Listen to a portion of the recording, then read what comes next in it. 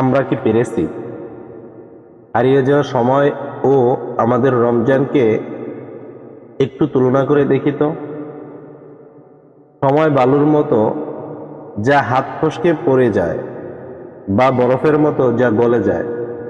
রমজান মাস আমাদের মাঝে এসেছিল রহমত আর মাগফিরাতের বার্তা নিয়ে, কিন্তু দেখতে দেখতে 25টি রমজান আমাদের মাঝ থেকে অতিবাহিত হয়ে গেল। সময়ের এই বয়ে যাওয়া সম্পর্কে মহান আল্লাহ তাআলা বলেন, ওয়াল আসর ইন্নাল ইনসানা লাফি খুসর, সময়ের কসম, নিশ্চয়ই মানুষ ক্ষতিগ্রস্তের মধ্যে নিমজ্জিত। সূরা আল আসর 1 ও 2। আমরা কি সেই ক্ষতিগ্রস্তদের অন্তর্ভুক্ত হচ্ছি? এই রমজান মাসে এত মর্যাদা কেন? কারণ এই মাসে মহান আল্লাহ তাআলা মানব জাতির দিশারি আল কুরআন অবতীর্ণ করেছেন। আল্লাহ তাআলা বলেন, শাহরু রমাদানাল্লাযী উনজিলা ফীহিল কুরআন হুদাল লিন্নাস, রমজান মাস যাতে কুরআন নাজিল করা হয়েছে, যা মানুষের জন্য হিদায়াত। সূরা আল বাকারা 185, যা আমরা ইতোপূর্বেও আলোচনা করেছি।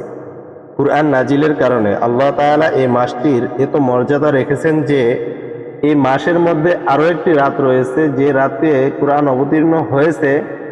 বিধায় আল্লাহ সুবহানাহু ওয়া তাআলা ওই রাতের মর্যাদা 1000 মাসের চেয়ে উত্তম করেছেন। অথচ সেই মহামান্বিত রাত আমাদের অবহেলায় পার হয়ে যাচ্ছে না তো? আল্লাহ তাআলা বলেন, লাইলাতুল কদরি খায়রুম মিন আলফিশ শাহর, লাইলাতুল কদর 1000 মাস অপেক্ষা শ্রেষ্ঠ। যে কুরআন এই মাসকে এবং এই রাতকে এত সম্মানিত করলো, সেই কুরআন নিয়ে আমরা কি একটি মুহূর্তের জন্য তাদাব্বুর বা তাফাক্কুর করেছি, বা গভীর চিন্তা ভাবনা করেছি, নাকি আমাদের অন্তরে এখনো গাফেলতির তালায় বন্দী?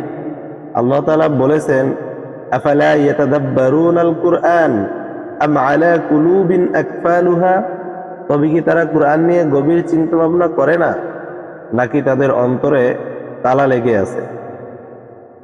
ভাই, পূর্ববর্তীতে আমরা যে আলোচনাটি করেছিলাম তা হচ্ছে কোরআন তাদাব্বুর করা, অর্থাৎ কোরআনের মর্মার্থ বুঝে তেলাওয়াত করা। আমাদের মাঝ থেকে আসলে রমজান অতিবাহিত হয়ে যাচ্ছে, কিন্তু আমরা কোরআনের মর্মার্থ বা কোরআনের অন্তর্নিহিত বাণী বুঝতে পারলাম কিনা, বা আমরা এই যে কারণে আল্লাহ সুবহানাহু ওয়া তাআলা রমজান মাসকে এবং লাইলাতুল কদরকে এত বরকতময় করলেন, তা আসলে আমরা অর্জন করতে পারলাম কিনা। আসলে প্রশ্ন করুন নিজেকে, আমরা কি রমজানের সেই